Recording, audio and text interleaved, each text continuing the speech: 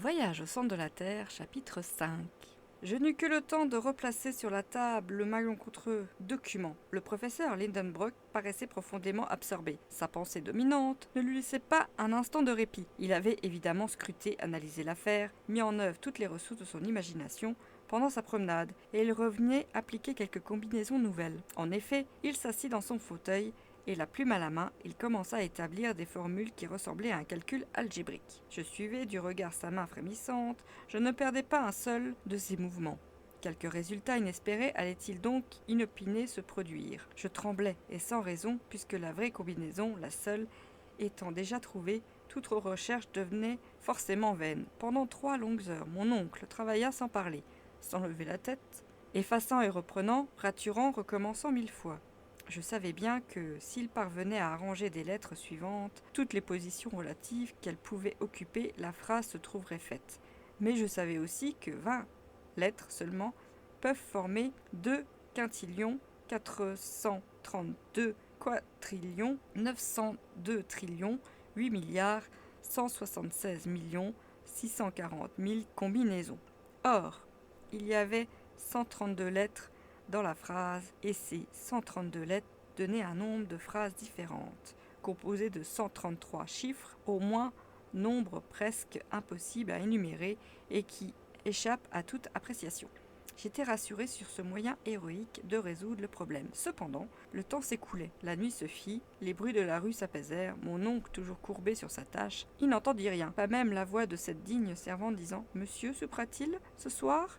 Aussi Marthe dut-elle s'en aller sans réponse. Pour moi, après avoir résisté pendant quelque temps, je fus pris d'un invincible sommeil et je m'endormis sur un bout du canapé, tandis que mon oncle Lindenbrock calculait et raturait toujours. Quand je me réveillai, le lendemain, l'infatigable piocheur était encore au travail. Ses yeux rouges, son teint blafard, ses cheveux entremêlés, sous sa main fiévreuse, ses pommettes empourprées indiquaient assez sa lutte terrible avec l'impossible. Et dans quelle fatigue de l'esprit, dans quelle contention du cerveau les heures durent s'écouler pour lui.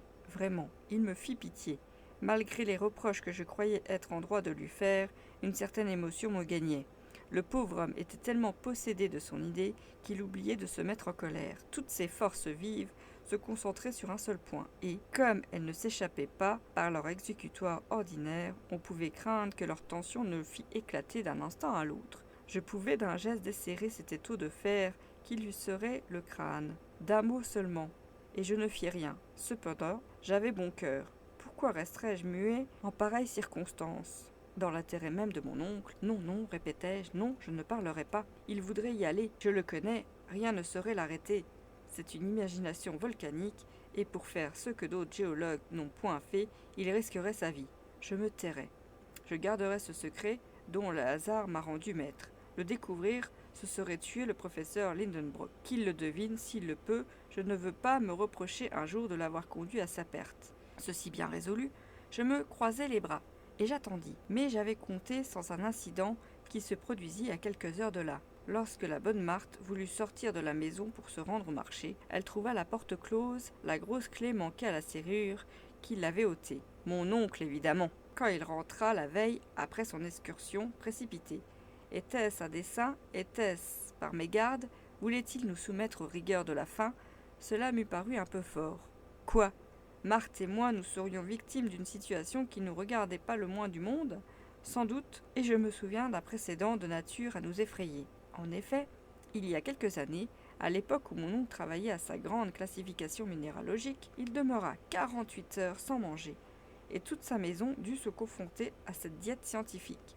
Pour mon compte, j'y gagnais des crampes d'estomac fort peu récréatives chez un garçon d'un naturel assez vorace. Or, il me parut que le déjeuner allait faire défaut, comme le souper de la veille. Cependant, je résolus d'être héroïque et de ne pas céder devant les exigences de la faim. Marthe prenait cela très au sérieux et se désolait, la bonne femme. Quant à moi, la possibilité de quitter la maison me préoccupait davantage et pour cause. On me comprend bien, mon oncle travaillait toujours, son imagination se perdait dans le monde idéal des combinaisons. Il vivait loin de la terre et véritablement en dehors des besoins terrestres. Vers midi, la faim m'aiguillonna sérieusement. Marthe, très innocemment, avait dévoré la veille les provisions du garde-manger. Il ne restait plus rien à la maison. Cependant, je tiens bon. J'y mettais une sorte de point d'honneur. 2 heures sonnèrent. Cela devenait ridicule, intolérable même. J'ouvrais des yeux démesurés, je commençais à me dire que j'exagérais l'importance du document, que mon oncle n'y ajouterait pas foi, qu'il verrait là une simple mystification, qu'au pis-aller, on le retiendrait malgré lui, s'il voulait tenter l'aventure. Qu'enfin, il pouvait découvrir lui-même la clé du chiffre et que j'en serais alors pour mes frais d'abstinence. Ces raisons, que j'eus rejetées la veille avec indignation, me parurent excellentes. Je trouvais même parfaitement absurde d'avoir attendu si longtemps, et mon parti fut pris de tout dire. Je cherchais donc une entrée en matière, pas trop brusque, quand le professeur se leva, mit son chapeau et se prépara à sortir. Quoi ?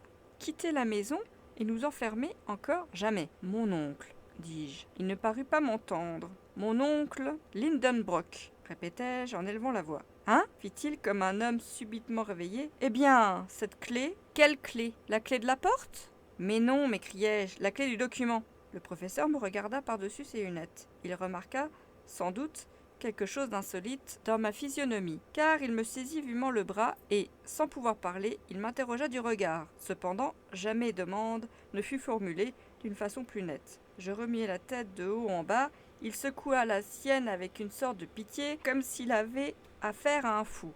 Je fis un geste plus affirmatif. Ses yeux brillèrent d'un vif éclat, sa main devint menaçante. Cette conversation muette dans ces circonstances eût intéressé le spectateur le plus indifférent. Et vraiment, j'en arrivais à ne plus oser parler, tant je craignais que mon oncle ne m'étouffât dans les premiers embrassements de sa joie. Mais il devint si pressant qu'il fallut répondre. Oui, cette clé. Le hasard. Que dis-tu ? S'écria-t-il avec une indescriptible émotion. Tenez, dis-je, en lui présentant la feuille de papier sur laquelle j'avais écrit. Lisez. Mais cela ne signifie rien, répondit-il en froissant la feuille. Rien, en commençant à lire par le commencement, mais par la fin. Je n'avais pas achevé ma phrase que le professeur poussa un cri, mieux qu'un cri, un véritable rugissement. Une révélation venait de se faire dans son esprit. Il était transfiguré. « Ah, ingénieux qu'à nous sommes !» s'écria-t-il. « Tu avais donc d'abord écrit ta phrase à l'envers !» Et se précipitant sur la feuille de papier, l'œil trouble, la voix émue, il lut le document tout entier en remontant de la dernière lettre à la première. Il était conçu en ces termes.